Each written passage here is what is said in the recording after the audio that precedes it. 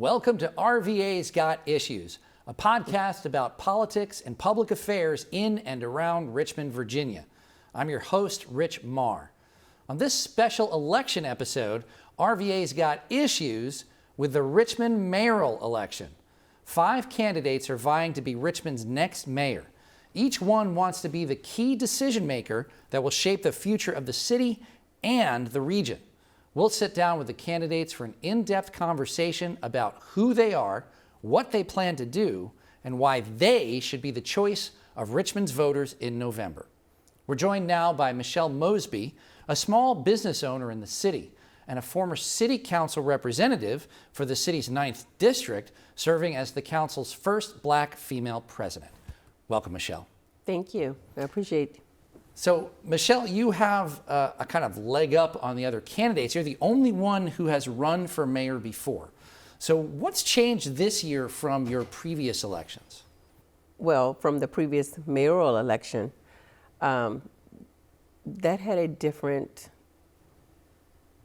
reason. What was the different reason? This time I'm running because Richmond needs a mayor that's going to be focused on Richmond. Well, what was your reason for running the last time then, if that was different? It just was a different reason. We needed to make sure that Richmond got its best, her best in that election. And so I ran to ensure that Richmond got her best. So I'm just curious about this. Like, you know, it takes so much to run, right? We were chatting before our interview and talking to all the candidates, right? It's an immense amount of work. So why do it if the goal is not to win? Like, obviously you're here to win this time around. If last time around was not to win, like what's the reason to get involved in electoral politics in the first place for you? I have a nonprofit called Help Me Help You. It is a organization, nonprofit, that provides navigation continuum of care to those who have been justice involved, who've been incarcerated. And so navigation continuum of care, meaning you help them back into like a full life. Yes. Does that make sense? Absolutely. It's connecting to service providers throughout the Richmond metropolitan area. It's ensuring that we have lived experience experts who work for Help Me Help You. Those are persons who have themselves been incarcerated. And so they are walking hand in hand to ensure that you're getting the best, whether it be mental health services, substance abuse services, helping to find the workforce, the employment, the transportation, the housing, all of those things that are the necessity. Even working to ensure that the family dynamic can get healing if it's a broken family dynamic. And so that's when I ran for city council. I was at that time reaching out to the council person to see if there were programs that could really help the justice involved community. And the answer was, I'm going to call you. And he didn't. That's your sort of, we call it the Joker origin story, right? Like that's what launched you, is if you're not getting the answers, then I guess you're going to provide the answers, right? Absolutely. To run. So I want to talk about your work in politics too, but let's roll back a little bit, right? So I do think this is a theme in your work, right? Second chances, and particularly for folks who've been incarcerated. You mentioned your nonprofit. I mean, I think you've also employed some folks at your salon, right? Yes. So where does that come from? Like, what you certainly, I understand you want to help people, but why those people? What is it about the returning citizens, formerly incarcerated people, that drives you so much? I think it's the feeling of rejection that a person gets. I've never been incarcerated, but I don't like rejection. And so I had a friend that came home, and I watched them try to get employment, and I watched them put the rejection letter in the sun visor of the car until the sun visor couldn't hold them anymore. But the goal was to show me that I'm trying, and this is what happens when you try. And so it kind of broke my heart. I was like, this is not going to work. Yeah. And so I guess I began to pray on it, and I was led to a Help Me Help You. And then to city council, right? Yes, yes. Right. And so what is it about your experiences, or if anything, about your experiences on city council that you're sort of bringing forward into this campaign? So my first piece of legislation on city council was called Ban the Box. Ban the Box takes the have you ever been convicted off the application. And so that allows you to at least get an interview. It allows you to not feel as though your application is being thrown in the trash at onset. So it gives an opportunity. The city of Richmond, we voted, it was a 9-0 vote. People have been employed through the city of Richmond. There are protections there for certain barriers. It was done in such a way that it works. There's a win-win. I believe in win-wins. So it was done in such a way that the city wins, the people win, but it was a necessity. It was a necessary. It allows people to have insurance where they wouldn't have a job that has insurance. It allows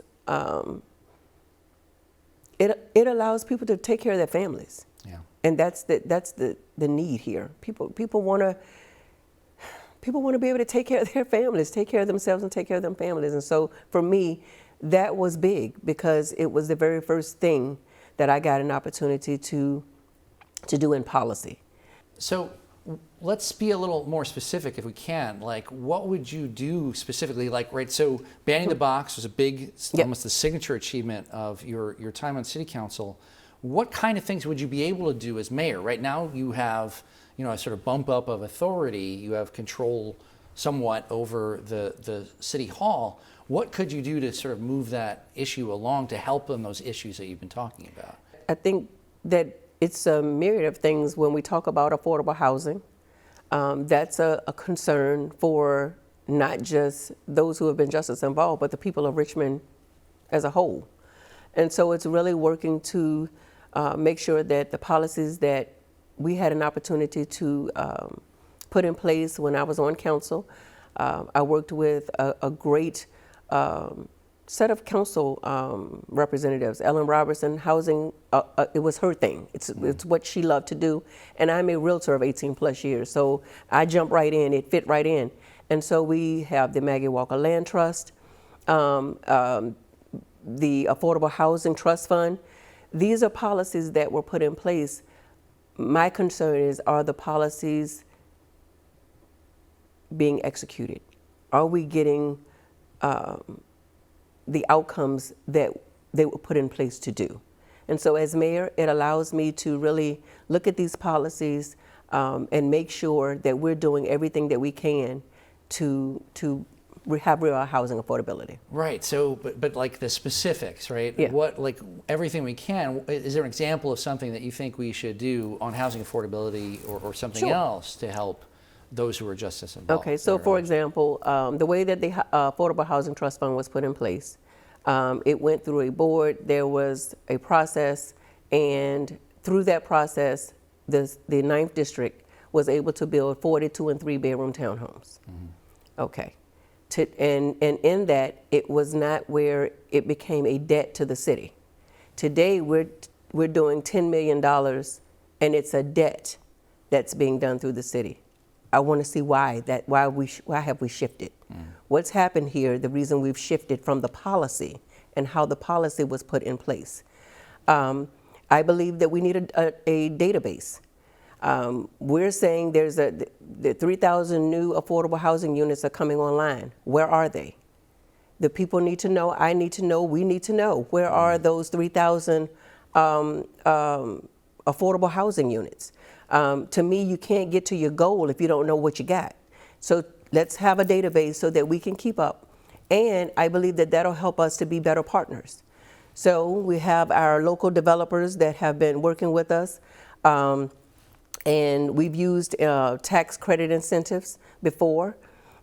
We need to go back to that again. But in that, if there's no database and the partner has, let's say, 30% AMI, 30% area median income, 60% area median income, and 80% area median income. And I'm hoping that we can do all those and have mixed housing. But if we're not able to track it, then how do we assess them and give them credit for the 30, the 60, and the 80? And so that's where we've got to make some shifts so that we can make sure that there's a win-win for the people, there's a win-win for the city, and there's a win for the partner that's trying to be a part of the solution. And you have some interesting ideas about housing that I want to get to in a minute, but I wanted to ask on this kind of theme of second chances. Yep. You kind of talked about Richmond almost like needing to get back on its feet. I think the language you've used sometimes is rebuilding the village. Yes. Right? And so after some pretty high profile stories about City Hall, about this kind of issue, about data and management, right? The meals tax, the finance department, communication department. Voters might want someone that they can trust to kind of shore up city government. Absolutely. So how do you plan on rebuilding that trust? I think that starts with what we were able to do. Again, in 2012, I came into City Hall. The finances were not in a good space. The first thing that was done was hiring a seasoned CAO at the time. And so in a Mosby administration, it's hiring a seasoned CAO, an administrator that has local government experience, someone who preferably has a background in Virginia localities, but particularly someone who has experience with the greater Richmond region. I think that's important because that'll be the start of how we get things on track with someone with experience in local government. Local government is a different animal. You can work in state and all the other places, but it's more intricate when you're working in local government because you can propose a thing, but you still have to have at least five other representatives on council to agree to a thing. Yeah. So you've got to have a way of being a visionary so that you can at least have someone to buy into your vision starting there. So it's having a seasoned CAO. It's refining our vision, our mission, and our values to make sure that our priorities are lining up to that. So those things are necessary so that we can know that we want services and excellence. So how do we get there? So if I want services and excellence, after that it's having leadership briefings. I need to sit down with every one of our department heads, and I need to see where our processes and our objectives, how are we reaching them? What's causing us to not reach them? What's happening here? We need to have that discussion, as well as we need to have a real detailed assessment of our service level. Who do we have working for us? What's causing the city of Richmond to not be able to provide accuracy, to not be able to be accountable, to not be transparent, those things. And from there, a system upgrades and testing and upgrades. What about transparency, right? Yes. A lot of people say they can't get the info that they need. They can't get access to knowledge. Either it's journalists or it is people just trying to find out information about their own accounts. How do we shore that up? Is this part of the kind of process thing you're talking about? Absolutely, because again, the number two thing is making sure that our priorities align with our mission, our vision, and our values. And so transparency should be a part of the three. And so we need system enhancements because I believe our people are not being able to give accuracy because the systems are not, whatever you put in is what you get out. You mean even like just the computer actual systems that they're putting their data into? Our technology, yeah. Our systems, they need to be tested, they need to be upgraded. And then our people need to be trained so that they understand the process, the city process. And not just trained between each other, but a real trainer that comes in and helps us know what our processes are and how the new system is actually working. And so those are some pieces to the puzzle that I believe have been missing. So this is, sounds like good ideas, right? But then good ideas sometimes in local politics sound a little expensive, right? So where does the money for these kinds of plans come from? If you're going to bring in more training, if you're going to hire new people, if you're going to, upgrade systems, do we have the money for that in the city of Richmond? This current administration has said we've had a surplus. We've reached a AAA plus bond rating that I believe foundationally the city is in a good place foundationally. I do believe that we have to get in to see exactly where we are with all the other missteps that we've seen happen. But training has to be a part of your budget. If you want accountability, if you want transparency, then you have to have training as a part of your budget. System testing and upgrades, again, affordable housing, public, everything else that we want to do will not turn out the way we want it to turn out if we do not start with ensuring that the people who are working for us are confident in the process and that our systems are working for us and providing accuracy. So we've talked a little bit about second chances as a kind of theme. Like the city, you've had your own challenges in life, right? Yes. First leaving marriage, then the Great Recession. Both those times you filed for bankruptcy. Yep. And I think people sympathize with the kind of difficulties that these types of events can have. Is there anything you'd like to share with voters about how these experiences have shaped you? Absolutely. So 2006, I became a realtor. Had the opportunity to almost be like Oprah. You get a house, you get a house, you get a house. Everybody was purchasing homes. Yeah. It's a crazy time. It was. And then 2010, the market crashed. When the market crashed, I had, at that time, 6 rental properties of my own, and tenants who were trying to stay alive in the moment. And so I took a lot of my savings trying to keep things afloat. And in doing so, it caused foreclosure, it caused bankruptcy, it caused a lot of things. And at the time, when it was happening, I felt like a failure. I felt like, oh my gosh, what is happening? But the home that I actually live in today was one of my rental properties. And I ended up in the home that I live in, and it was there that I was able to get my footing.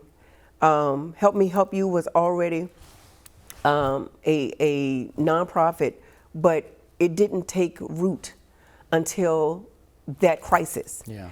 And then when we, fast forwarding, financial literacy has become a big part of Help Me Help You. It's become a mandatory class for Help Me Help You. And we have Bank of America, who has been a partner, and the treasurer of the city of Richmond, who have come in and taught the bankruptcy class, the financial literacy classes. But in doing so, bankruptcy came up in the class. And when it came up, everybody was quiet. Everybody was so silent when, they were just talking about finances. And I raised my hand and I said, hey, you guys, I filed bankruptcy too. Yeah. And it opened the whole floor for questions. People were able to begin to maneuver because it's no longer as if it was a horrible thing that only they had done. It was a thing has happened. It doesn't define who you are. And this is the road you can take to pull yourself up. And so it was an experience. It was an experience that was rough, but it's not the experience today. Yeah. Yeah, and so it sounds like, as a kind of point of connection and things like that.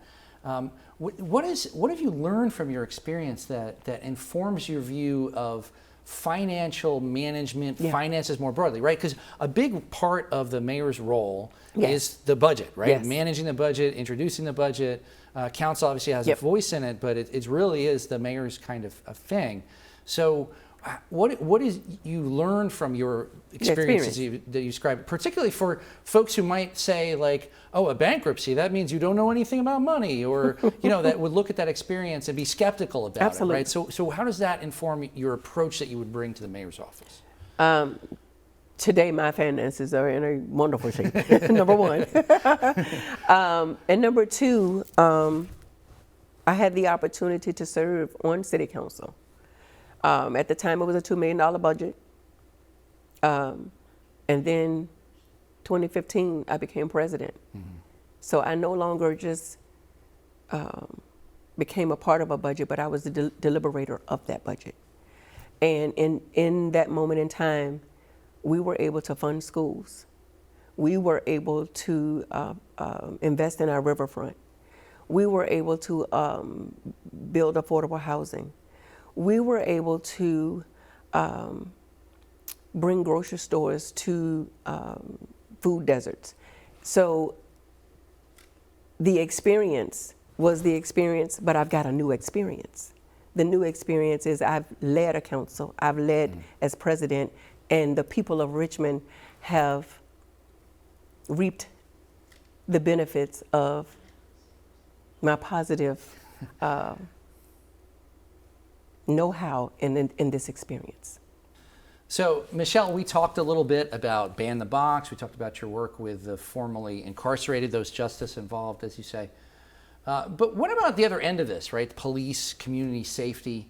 Can you talk about how your background approach would inform your approach as mayor to the issue of community safety? Absolutely.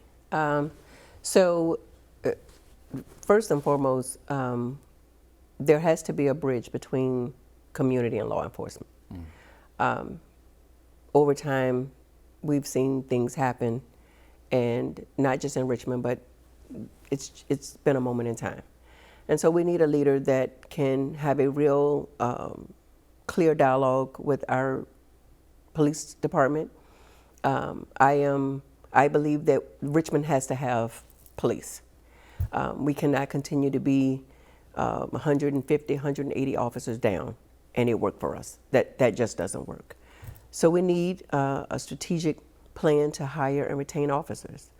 So working with our police chief, continuing to work with, and the city has gone through union moments in time to ensure that we're competitive, working with those things, but having a leader that can walk in and say, hey, at the end of the day, community policing is what I want us to be known for. It is not okay. I do not want to hear that someone has been shot while black. That is not what we're doing. And I believe that no other candidate can be that candid, but also be that loving. And people know that I love the fact that you're the police and I want you here. But let's be clear. That's not what we're doing here. Right. I mean, I think that it would be, what some folks might find surprising about your kind of policy proposal here, right? As a black woman running in the city of Richmond, right, in the context of post-Black Lives Matter, and saying, all right, what we really need to do is fully fund and staff the police. Yes. Right. But you're saying that comes with a particular, I don't want to say the strings attached, but it needs to be a particular kind of policing, right? So, absolutely. So how do you make that happen? How do you take, like, law enforcement, which has been kind of nationally known as being resistant to change, how do you change those folks? How do you change the perception of police and the perception that police themselves bring to their work? I think that comes with your leadership style. I am not a foreigner to our police department. Many of them were there when I was on council. So we have relation. I have relationship with Chief Edwards. But I am also community. And so because I'm also community, it's ensuring that community is accountable for community as well. And being able to stand to our community to say, hey, we've also got to be moms, dads, all of the things, the aunties, the uncles, what we've had in our communities, we've got to be that. And someone has to be strong enough to have that courageous conversation as well. I like this idea that you're saying here, right? You can bridge the gap Yep. between the sort of the change and the like reform and the institutions and stuff, but you need that connection to the community. Do you have an example that you can explain to us, like, what does that mean? Like you're saying, like, I think like a kind of authenticity, like people know who you are. Yes. How does that work? Like what does it mean for you to be known in the community in this way that can help you make this kind of change happen? We've been calling it rebuilding our village, rebuilding the village. And so today, if you look at the endorsements, it's a lot of pastors. And so it's having the dialogue with our pastors. It's having the dialogue with our nonprofits. It's bringing all of us to the table to say, this approach requires you, all of you. It says to our older senior citizens, your job is, if you see something, say something. It puts a responsibility on the people of Richmond, that public safety is not one person's responsibility. It's not the police's responsibility. By the time our young people get to the police, it's too late. So there has to be a responsibility that says that we are going to all jump in, and where we can be a support to our school system so that our young people are excelling in reading, that they're after graduation becoming plumbers and electricians and whatever have you that they need to be. This is going to take an all hands on deck approach. And I believe that today I am the only candidate that can approach it from both angles. And so a related policy issue that plays on some of these concerns that you're talking about, right? How do we get the community involved? Gun violence prevention, Yes. right? Richmond has had a problem with gun violence. One gun death is too many. Yes. But is there a particular plan or approach that you support that you think is the best way to try to reduce gun violence? I don't think it's a plan. And I think that that's where we have to also have someone strong enough to say it's not a plan. It is a partnership of plans. The gun violence intervention, I just was with the risk group, and I believe that the plan can work. What risk group? What risk group? So risk is a group of churches that come together, and RISC, right? That's the group. Yes. And right now, their advocacy is around affordable housing and gun violence. And so the gun violence initiative that they have been putting forth, I believe, is a positive, that it can work for the city of Richmond. And so planning to also let it be a part of what I've seen Chief Edwards and his team do they've been at some hot spots. And so for the city of Richmond, I'd like to begin to have a conversation about lighting, because I think lighting some things up can make a change in what we're seeing in our crime. And so it's not a plan. It's how do we bring these plans together, and then becomes the plan. But it's more than just a one.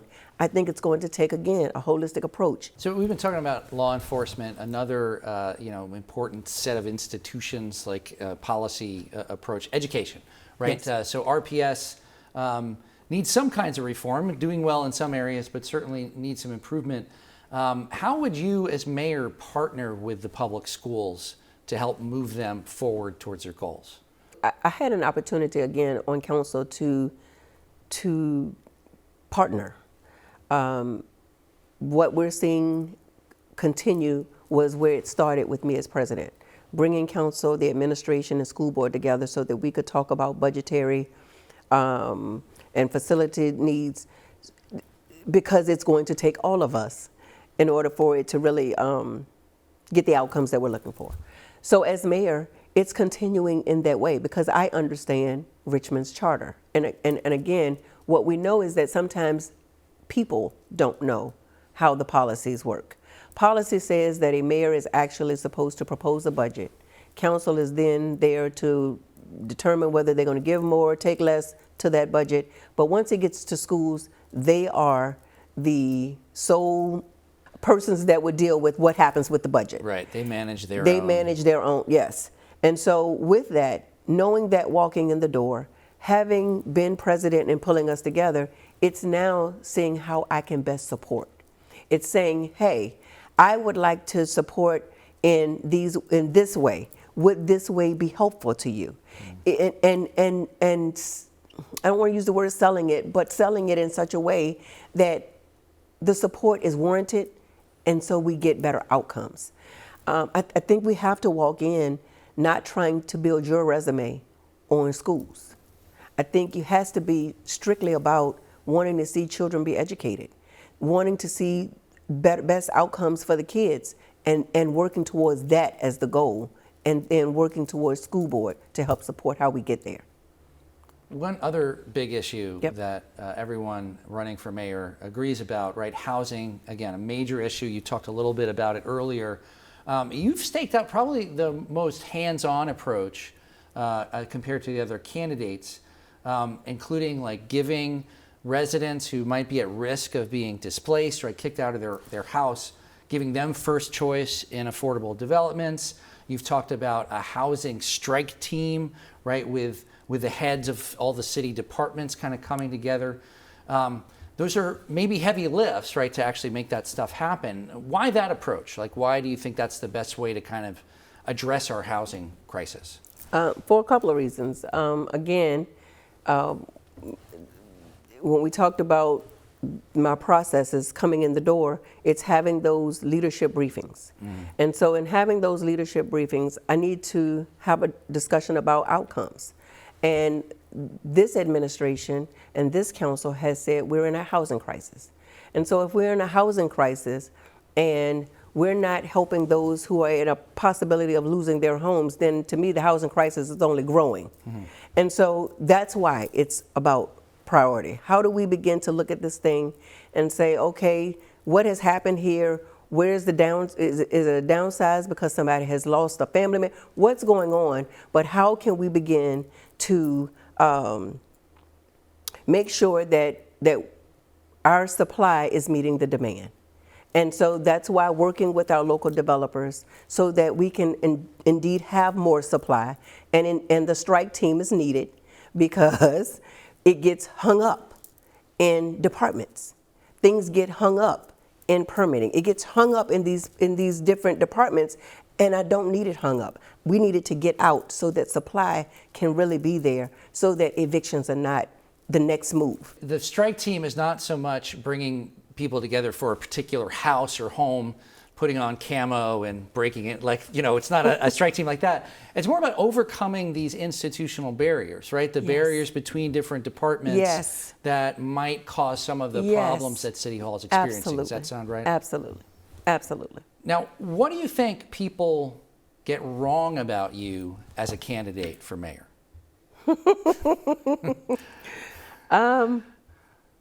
What's the thing they get, like the image that you think might be for people who aren't supporting you? What is it they're getting wrong about Michelle Mosby? I think that they just, based on look, don't think I could handle it. And I'm guessing that you think they're wrong. Absolutely. Absolutely. So let's ask a different question. Okay. What is something like that's not so political that either nobody knows about you or you haven't had a chance to talk about on the campaign trail? Something that you'd like people to know about you that isn't something that normally comes up in like a housing discussion? I'm fun. And I can't wait to have fun with the people of Richmond as mayor. I am fun. I like fun stuff. I mean, I just really do. I want a Richmond that works for all of us, but I want the first district to enjoy their mayor, the second district to enjoy their mayor, the third all through the ninth to enjoy their mayor. What kind of fun? Like, what do you mean? I just like fun. I like doing the two-step. I like eating breakfast any time of the day. I just generally like fun. I like to laugh. And so I really want city services and City Hall to work right so that the people of Richmond can also just enjoy their mayor.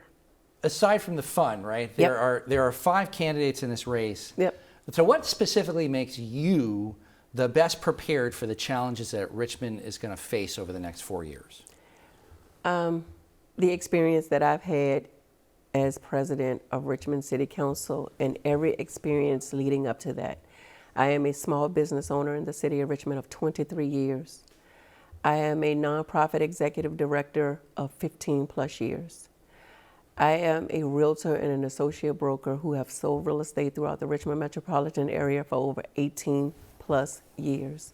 I have served on Richmond City Council from 2012 to 2016, and there is no other time that you can mention where someone became president in their first 4 years. And we got a lot of great things done. I do not have to walk into this office on training wheels. I can walk in and I have a relationship with the council members that are there and the school board members. And those that I believe that would make a shift, I am the only candidate that has the local experience that it needs to take Richmond into her next chapter safely. Michelle Mosby is running for mayor of Richmond. Thanks so much, Michelle. Thank you. I appreciate you. If you'd like to hear more about the important issues facing RVA, I hope you'll subscribe to our podcast at our website, rvasgotissues.vpm.org. Next week, our special election coverage continues. Join us for my interview with Danny Avula. You can find our interviews with all 5 mayoral candidates on YouTube, vpm.org, or wherever you find your podcasts. I'm Rich Marr. Thanks for watching.